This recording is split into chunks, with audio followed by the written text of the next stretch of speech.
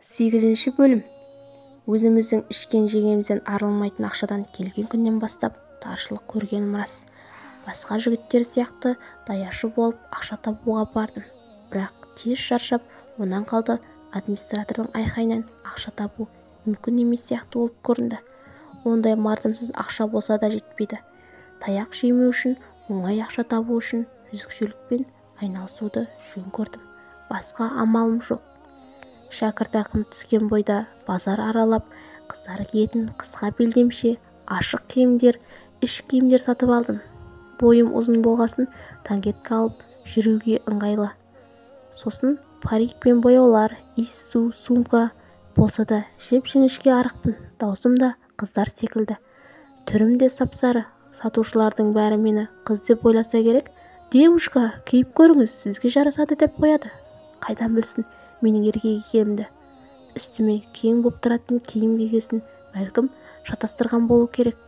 Киімдерді қолыма ұстап, дәмханаға кіріп тамақ іштім. Ойланып отырмын. Бүгін жатақханаға барсам, қырайдың басшысы жинап алып, тағы соққы жасайды.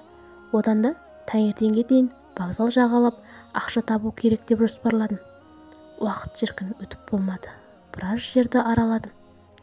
Кеш те батуға таяп қалды.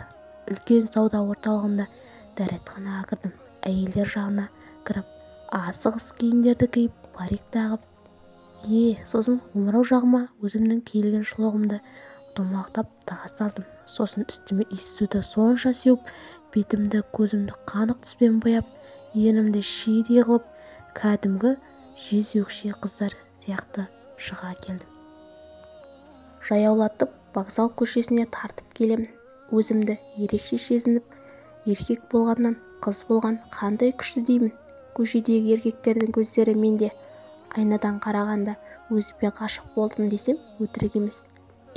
Сол күні қатты өкінгенім бар. Неге Алла мені еркек қылғанша қыз қылып бермеді екен деп, қыз болғанында сұлу болады екем. Вокзал жанында аялдамаға жетіп, такси күткен секілді тұрмын. Сыра ішкен жігіт қасыма келіп таныса бастады. Мен сызылып тұрып, бірден сұрақты төтесінен қойдым. Ақшасына қызмет етемін.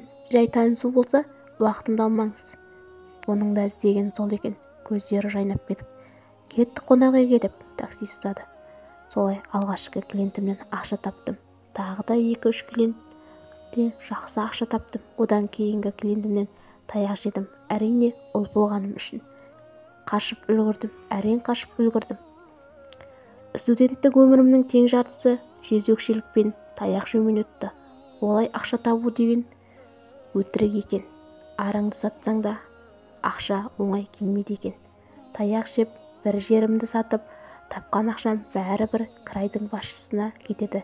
Әйтеуір тамағың тоқ, соған қуанасың. Колледжді аман-есен бітіріп, ауылға келдім. Баяғы жартас, сол жартас. Әркім өз-өзімен жүр. Үй азып кеткен.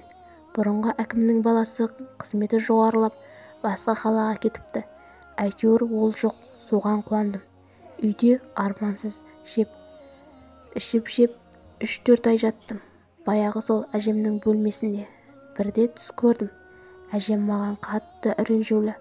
Қарағысы да келмейді. Мен бәрін түсіндім. Оянған кезде әжемнің көрпесін құшақтап отырып, ұзақ жыладым.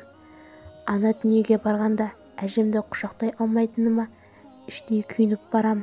Біраз күн ойланып жатып, ештеңе жегім келмейді. Сыра ішетінім бар еді, оны да қойдым. Өткенді ұмытуға тырысып, жаңа өмір сүргім келеді. Сол мақсатқа жетуім керек. Өзім үшін, әжем үшін.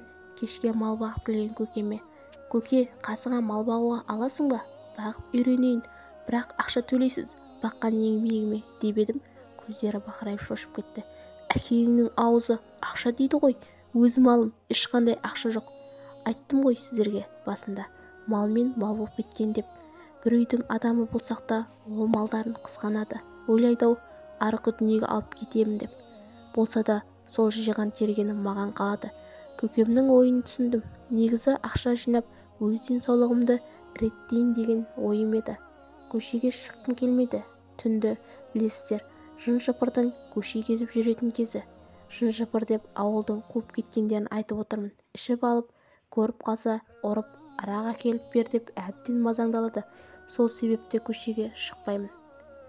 Бірде үйде теледидар көріп жатырмын. Кешке көршім келіп, айналайын Мадияр, ертең қой кезегі еді, бағатын адам таппай отырмын, ақшаңды берейін, бағып берші дейді. Сасқанымнан, бағуын бағайын, бірақ қой бағып көрмеппін дедім. Қасыңа кішкентай ініңді қосып жіберемін, уайымдама деді көршім. Қуанып, ертеңіне ерте тұрып көршімнің үйіне бардым. Бар тамақты үйіп, ішетін сусынға дейін дорбаға салып берді. Бес оқитын кішкентай бала екеуміз алғаш рет қой бақтым. Қандай тамаша еді. Таза ауада ешкім ештеңе демейді. Айтқың келген нәрсені айқайлап тұрып айтасың. Қой баққан маған ұнады. Одан кейін де жаймендеп өзгелердің қойын бағып ақша таба бастадым. Ол ақшаны жинап қаладан тексерістен өтіп неше түрлі дәрумендер қабылдадым. Ақырындап денем күнге күйіп ет жинап келемін. Гормонға байланысты дәрумендер ішіп, даусым да өзгеріп келеді. Негізі ақшамның жартысын көкемнен алдым. Әрине ұрыс-керіспен. Қымбат дәруменге ақшам жетпеді. Бар батылдығымды жинап, көкемнен ақша сұрадым. Оның бергісі келмейді. Өз-өзімді қайрап, көке, маған ақша бермей дегенсің, малдарыңның қайда жайылып жүргенін білемін. Өз-өзімді қайрап, көке, маған ақша бермей дегенсің, малыңның қайда жайылып жүргенін білемін. Шетінен бауыздап кетемін, егер ақша бермейтін болсаң деп қорқытып қойдым. Содан кейін көкем қорқытты ма, әйтеуір бір малды сатып ақшасын берді. Сөйлеп мазасы кеткен көкемнің асқазанында ісік пайда болып, жағдайы нашарлап жүрген екен. Мен оны кейін білдім. Өзімнің ойым тезірек шымыр денелі еркек болып келіп жүр ғой. Дәрумендер қабылдаған соң кәдімгідей өзгерістер болады екен. Теледидардан Джеки Чанның киносын көріп қалып, қой бағып айдалада жүргенде төбелес өнерімді де қойларға көрсетемін. Қойлар үрке маңырап қашады. Солай еркектердің төбелесуге неге құштар екенін болатын енді ұқтым. Арада 10 жылдай уақыт өтті. Сол 10 жылдың ішінде көкем ана дүниеге аттанды. Барлық мал-мүлкін маған қалды. Айтпақшы, мен нағыз шымыр денелі еркекке айналдым. Еркек сияқты атқа мініп, талай мал іздеп, айдалада жалғыз қалған күндерім де болған. Қой бағып ауылдың мәкесіне де айналдым. Иә, мен әжемнің арқасында өзгердім. Алладан да кешірім сұраймын өткен күнәларым үшін. Қазіргі кезде көлік айдайтын еркек болғаныма мақтанышпен қараймын. Көкемнің қалдырып кеткен малын сатып дүкен аштым. Жаңадан үй салдым. Кейін ақша көбейгенде көлік алдым. Осыдан 3 жыл бұрын үйлендім, бірақ баламыз болмады. Өзім болғанына қатты қуанып жүрмін. Әйелім болса қайғырып жүр. Бала болса менің әке-шешеме тартып кете ме деген қорқыныштан балалы болғым келмейді. Оны әйеліме айта алмаймын. Әке-шешемнің ауру екенін әйелім біледі, бәлкім түсінер деген үміттемін.